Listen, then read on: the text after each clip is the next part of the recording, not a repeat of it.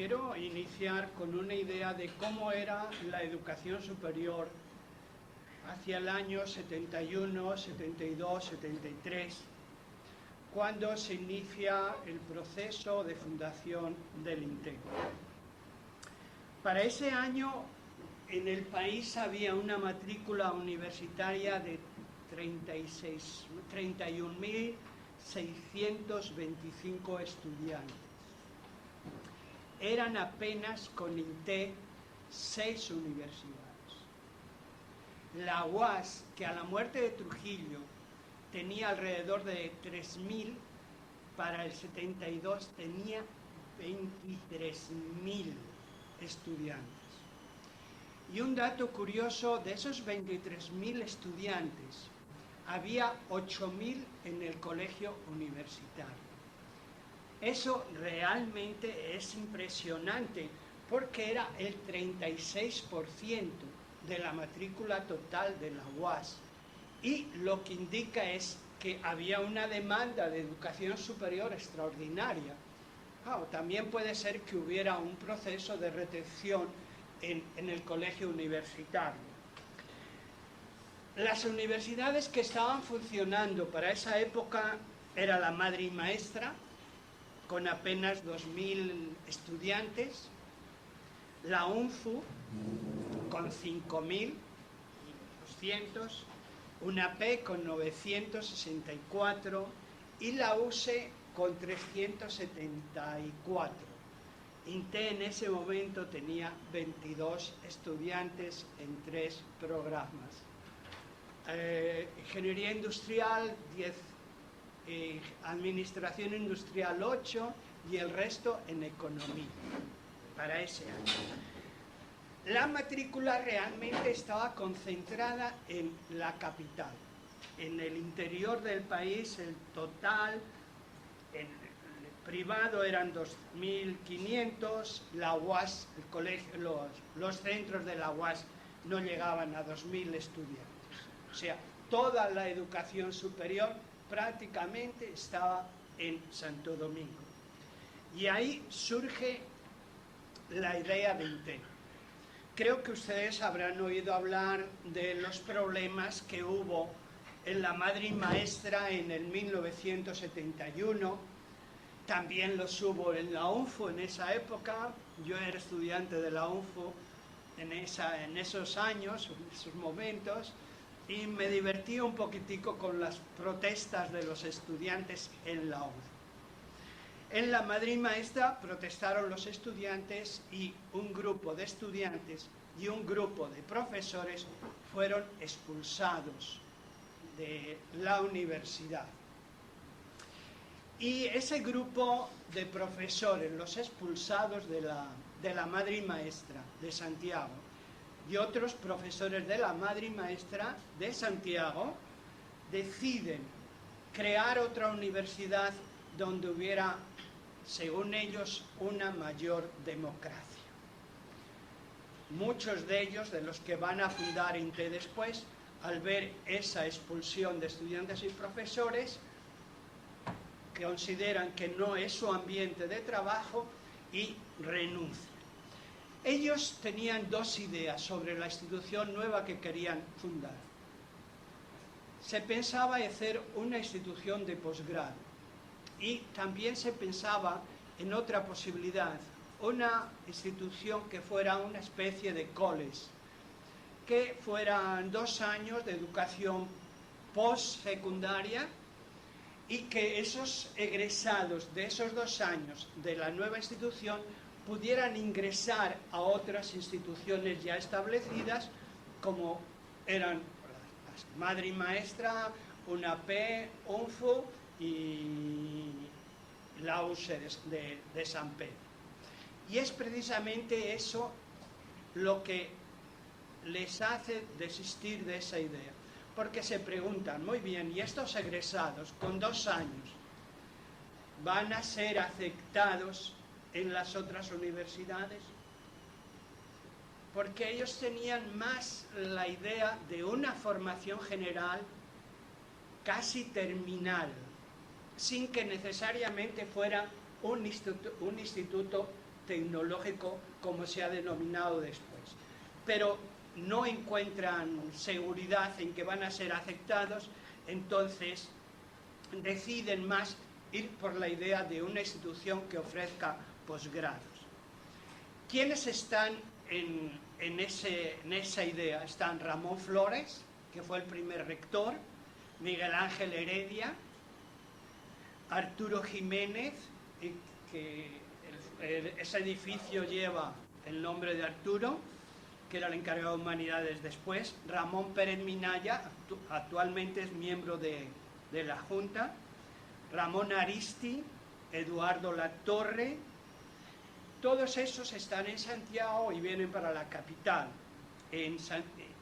Participan en la idea, pero se quedan en la madre y maestra en Santiago Miguel Gil Mejía, que después fue profesor, director del Centro de Cómputos, y Mario Peral, que se queda dirigiendo el Departamento de Matemáticas.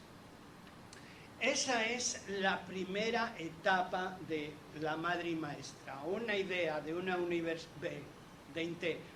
una institución de posgrado que quieren hacer unos profesores que habían sido a su vez profesores de la madre y maestra en Santiago. Por H o por B, la idea del grupo, aquí en la capital, aunque tienen varias reuniones, no arraiga mucho y se van quedando al final 2 o 3.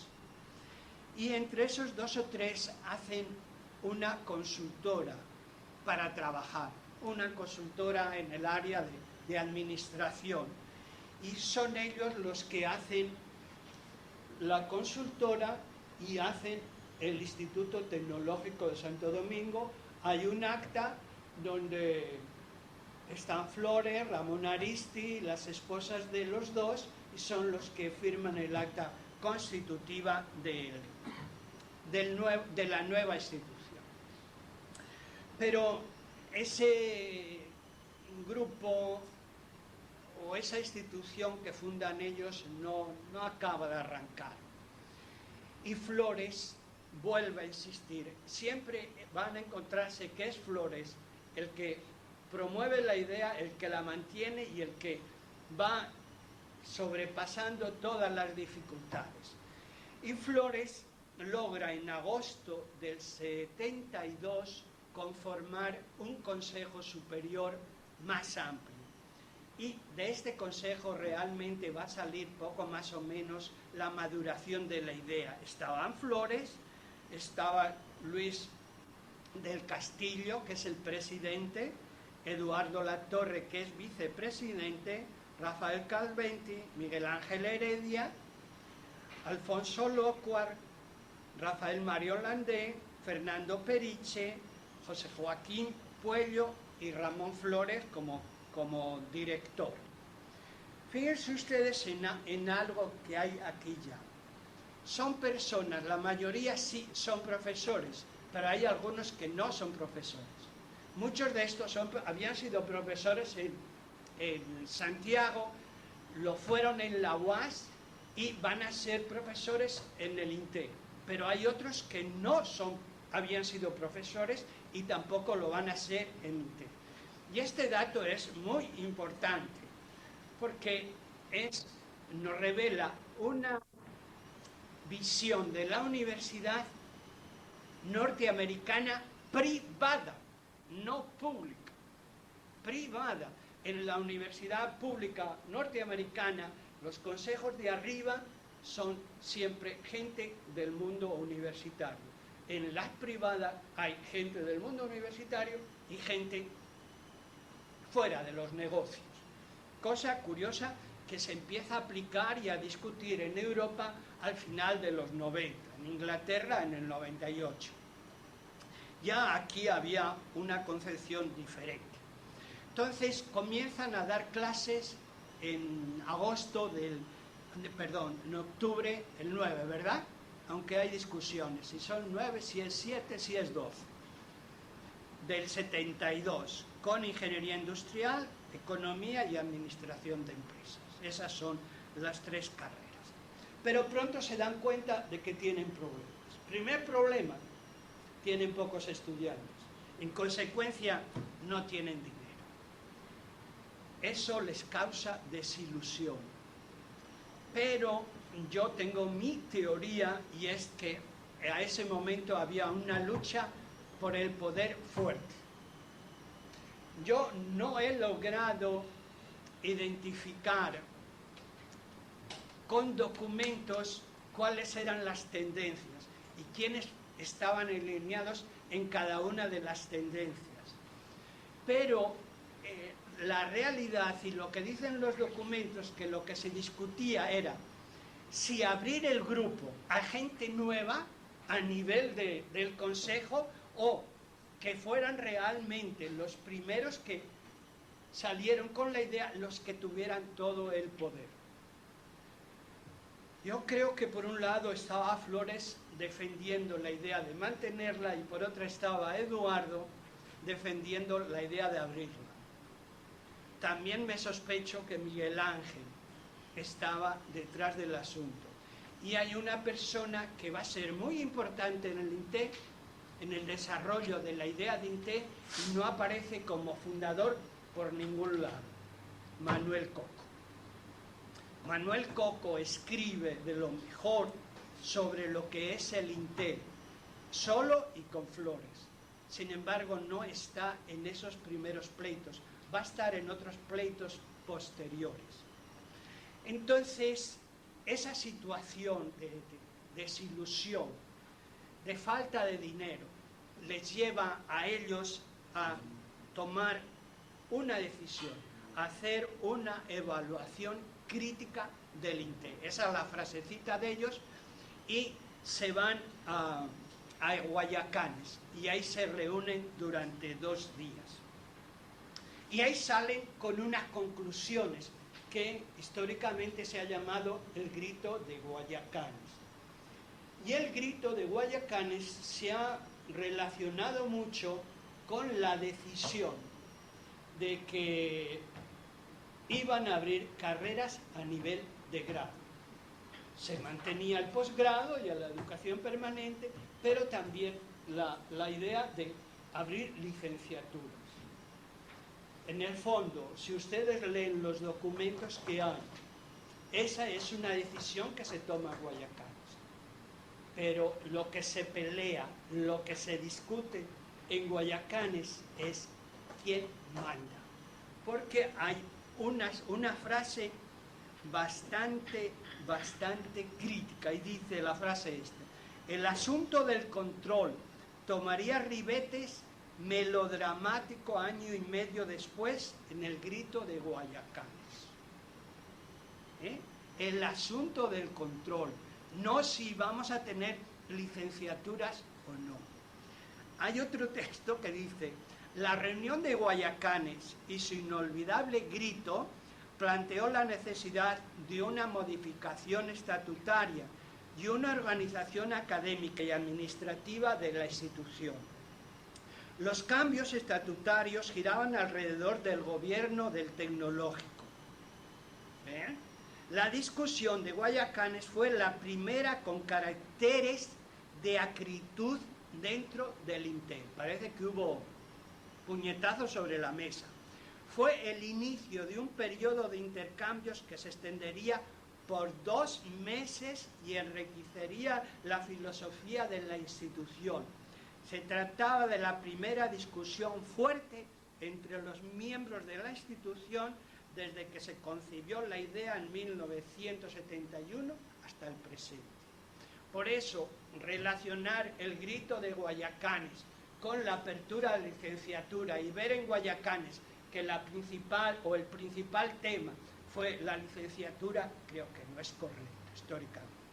Y realmente de Guayacanes no sale ninguna decisión firme. Incluso lo de apertura de licenciatura se toma después, unos días después. Un grupo proponía la modificación de la estructura del gobierno del INTE para que mantuviera un grupo cerrado. El otro grupo proponía el mantenimiento de una estructura abierta. Y eso fue realmente Guayacanes. Se decide tomar Guayacanes, la fecha es julio 7 y la fecha de la apertura de carreras es del 19 de julio. Abren civil, industrial, derecho, ciencias sociales. Derecho nunca se abre medicina. Y ciencias sociales se abre y creo que se graduó, que yo sepa, una persona, Violeta Llanuda. Pero se graduó Violeta, yo creo que en los 80. Ya estaba yo en INTE cuando se gradúa Violeta. Después, posteriormente, proponen civil, industrial, medicina, economía, administración, contabilidad, ciencias sociales. Esas son la oferta, o esa es la oferta del INTE, a partir de Guayacanes. El INTE funcionó en La Salle y empezó después a funcionar aquí. Esto era un local, saben ustedes que esto era una finca de un hermano Trujillo. Después, en esos años, el local donde está Rectoría, donde está ahora Servicios Múltiples, donde está este edificio nuevo de posgrado, ahí destruyeron una parte para construir eso. Eso lo compartía el INTE con una firma de arquitectos, los arquitectos que estaban haciendo el botánico. ¿Cómo se llama este? Rafael Bisonó. Rafael Bisonó, la firma de Rafael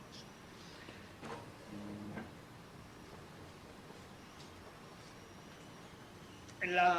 La casa esta se comienza a utilizar en el 74, pero INTE había ido madurando y había ido cogiendo cierto prestigio y deciden hacer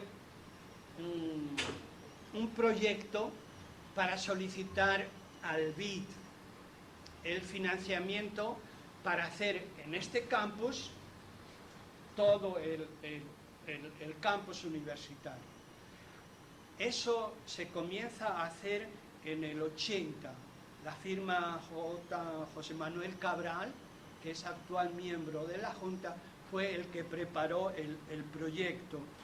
Se había preparado otro proyecto, incluso se había presentado al BID, pero estaba tan mal preparado que el BID lo rechazó. Y por eso se hace el convenio o el contrato con esta firma y realmente preparó un proyecto estupendo, con una serie de estudios muy, muy buenos que todavía son interesantes leerlos. Ese proyecto se discute internamente durante todo el 81 y con el BID, y en junio del 82 se hace. Con eso se construye en la Ercilia Pepín, la biblioteca, ¿cómo se llama? ¿Dónde está ingeniería ahora? García de la Concha de Filló. Y este ya estaba hecho. Este lo había hecho con dinero del Banco Reservas. Entonces, con todo eso se incrementa el número de carreras. Se pone sistemas, diseño, eléctrica y mecánica. Se manda una serie, creo que fueron 20 y tantos, a estudiar a diferentes Estados Unidos, alguno fue a México, para preparar recursos humanos que pudieran hacer de INTE una universidad sólida.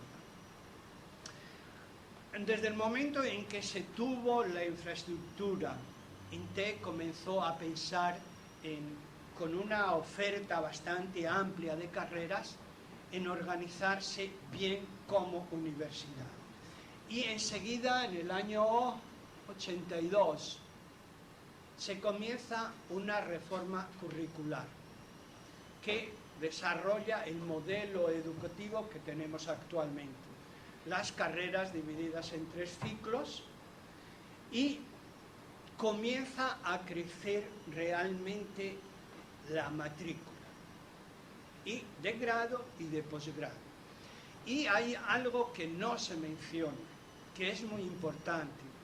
Durante muchos años, creo que incluso entrado los 90, el pilar de INTE fue la educación permanente. Carlos, yo creo que tú estás de acuerdo. La matrícula no era suficiente, pero los ingresos y el prestigio que tenía los cursos de educación permanente hicieron que INTE pudiera sobrevivir y tener los recursos financieros necesarios para contratar personal, para hacer investigaciones, para hacer una serie de cosas que quería hacer. ¿Cómo es INTE? Hasta ahí un poquito de la historia. Nace de un grupo que salen de la Universidad de la Madrid Maestra de Santiago, se concentran, tienen la idea de hacer un college, la rechazan, piensan dar programas de posgrado, comienza a Flores prácticamente con un amigo a hacerlo, en la consultoría, después ya viene la consolidación y abren el número de carreras, viene el BIC, ya tienen la infraestructura, abren más carreras, hacen una reforma curricular, INTE ya está hecho como una universidad. Y en esos momentos, yo no voy a exagerar, quizá ustedes piensen que sí, INTE en esos momentos, al año 84-85, estaba entre las 20 mejores universidades de América Latina. Si no de las mejores, sí de las más originales. Y tuvieron en cuenta bastante de las buenas. Aquí vino gente de la Católica de Chile, vinieron gente de los Andes, con la Universidad de los Andes de Colombia fue, como diríamos, el socio ideológico, no sería la palabra. Copiamos mucho de esa universidad para desarrollar la infraestructura y la organización de las ingenierías. De hecho, yo no sé, yo creo que llegaron, Carlos, a 15 consultores que trajimos de allá. Cada 2 meses venían uno y repetían Lobo, y toda esa gente venían cada 2 o 3 meses y pasaban aquí 2 meses, volvían. Ellos nos dieron mucho apoyo y nosotros viajamos mucho a Los Andes, yo sobre todo, a ver aquella universidad y a discutirla. Bueno, ¿qué es el INTE? El INTE, lo que es el INTE, está resumido en el artículo 1 de los estatutos. El instituto es una entidad privada sin fines de lucro, de finalidad pública, creada para contribuir a la transformación social del país, a la promoción continua de la calidad de vida de sus habitantes y a la preservación de su patrimonio moral y material para legarlo mejorado a las generaciones por venir, mediante la educación superior, el desarrollo de la cultura, la investigación y la divulgación científica y tecnológica.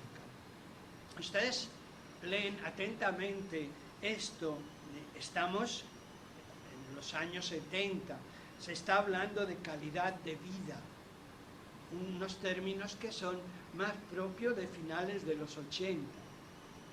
Se habla de transformación social, que eso se hablaba mucho en todas las universidades, igual que el desarrollo del país. Pero no se hablaba de preservación del patrimonio moral y material del país.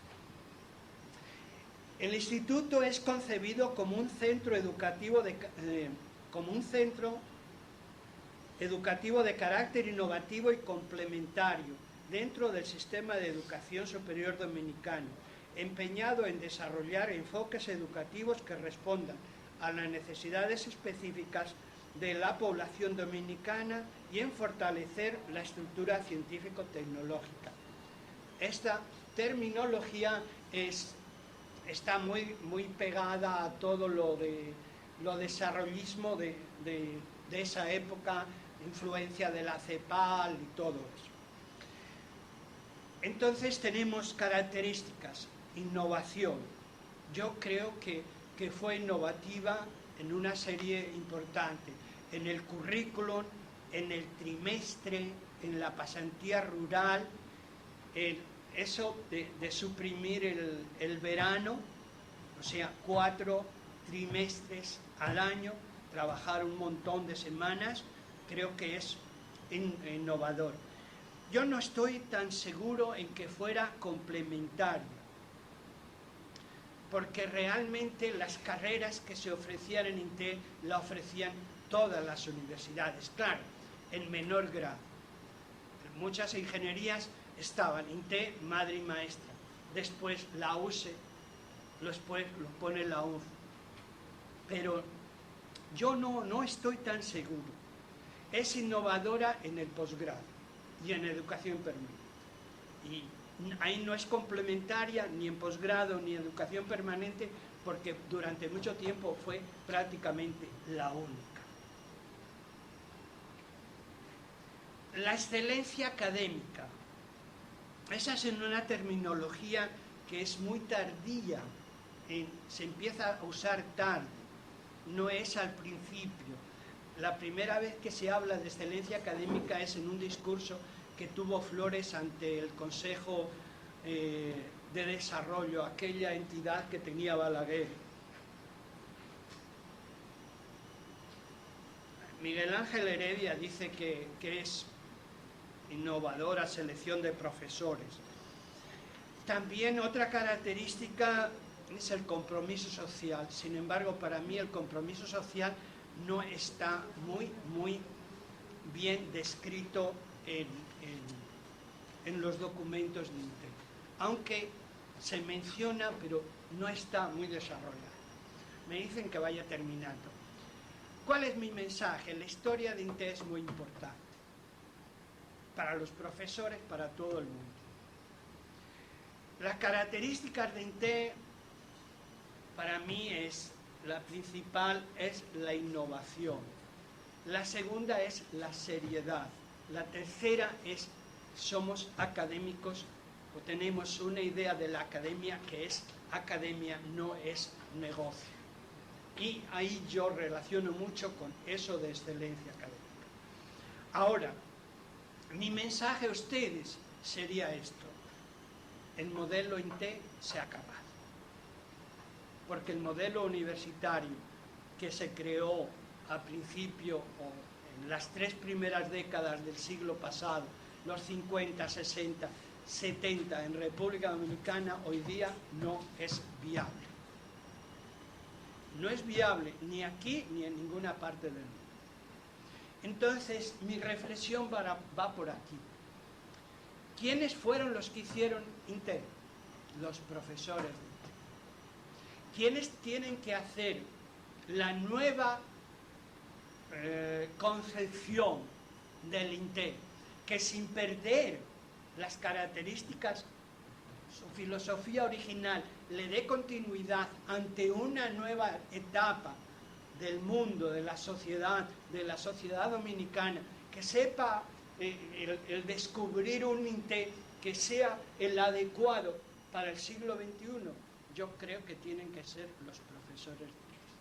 Son los profesores de INTE los que tienen que reflexionar, los que tienen que escribir, los que tienen que discutir, con puñetazos o sin puñetazos en la mesa, pero son los profesores de INTE los que tienen que hacer el INTE del siglo XXI. Muchas gracias. ¿Alguna pregunta? ¿El concepto de excelencia qué tiempo se empieza a usar? Empieza a usarse el concepto de excelencia académica. Alrededor del 78, del 74, está en los estatutos del 74 la palabra, pero yo no recuerdo ahora de cuándo es el discurso de Ramón Flores, que es el que lo desarrolla un poquitico más. pero debe andar por ahí. ¿No hay más preguntas? ¿No considera usted que el modelo de INTEC tiene el problema de que por el poco tiempo que existe, el estudiante no llega a madurar los conocimientos en el debido tiempo? Interesante eso. Yo considero que eso pudiera ser un obstáculo al modelo de INTEC.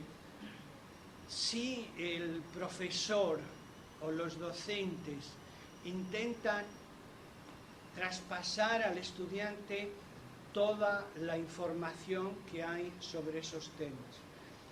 Fíjense, hoy día se habla mucho de que hay que enseñar a aprender, que el profesor tiene que enseñar a aprender. Creo que INTEC lo hizo desde el principio.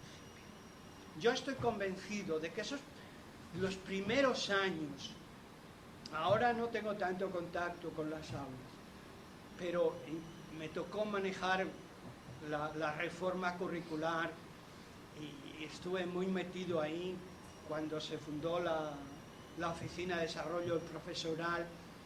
Yo entonces ya percibía que el profesor de INTEC iba al aula, decía pocas cosas, pero hacía al muchacho que pensara y que trabajara. Y le enseñó también otra cosa que es muy importante, a trabajar bajo presión y a ser innovador. Yo tuve una época que despachaba toda la correspondencia que llegaba a rectoría, unos años. Yo recuerdo que en varias ocasiones llegaban cartas felicitando al INTEC, sobre todo cuando empezaron a fortalecerse las zonas francas. Aquel caso de un muchacho ahí en Itao, por ahí, un ingeniero recién graduado que estaba todo el día fuñendo con los otros ingenieros que el montaje eléctrico no era correcto, y se lo tomaban, pues este carajito ahora nos va a enseñar. Y un día ya se hartaron, le dijeron cómo tenía que ser. Él se explicó. A los 2 meses estaba el muchachito en la casa matriz, porque era un pequeño geniecito. Y así había muchos. Yo no creo que el estudiante necesite mucho tiempo, lo que es que hay de decirle, mira esto es, porque a veces se le da demasiada información y el 70% de esa información no es útil. Yo vengo de la Universidad Española, donde empezaban las clases el 1 de septiembre, terminaban el 30 de junio y nos daban, cada profesor se despachaba con textos de 2000 páginas. ¿Para qué? Ahí teníamos todo el tiempo para pensar. ¿Qué pensar si los exámenes eran en junio? ¿Ustedes creen que nosotros pensábamos en octubre, en diciembre, lo que nos estaba diciendo?